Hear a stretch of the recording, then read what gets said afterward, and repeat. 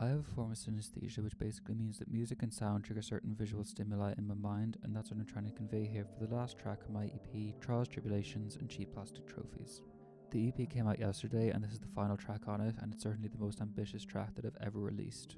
There's so many different sections and moving parts to it that it's really difficult to describe just in words, and even harder to convey what I see when I listen to them.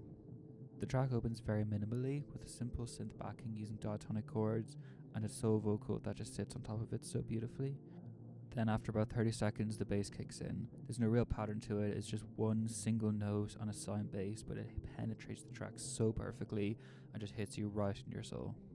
This opening section is just like a river of blues flowing through my mind with ever so subtle touches of purple.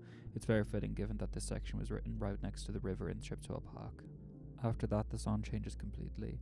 Distorted bells come in and the song moves into a blend of techno, pop and orchestral elements. It's genuinely fascinating, but the main colours for this section are dark greens and reds.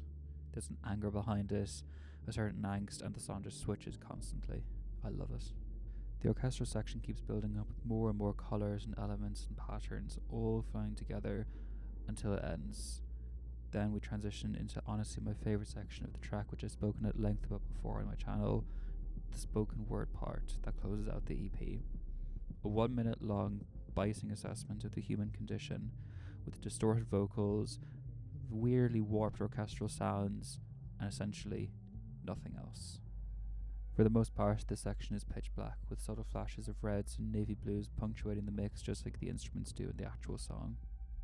The other aspect of the visuals for this is that it always brings me back to the moment that I wrote the song and the really complex emotions that I was feeling then.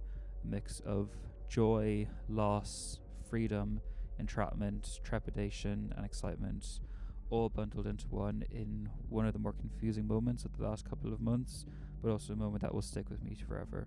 You can just see it now, the sun setting over the Berlin skyline with all the monuments and me just sitting on an island in the Spree watching that happen, thinking about everything that had happened in my life so far.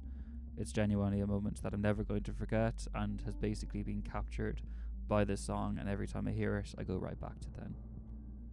And here we have the final piece, all the colours of the different sections and a little allusion to the Berlin skyline that basically influenced this entire song.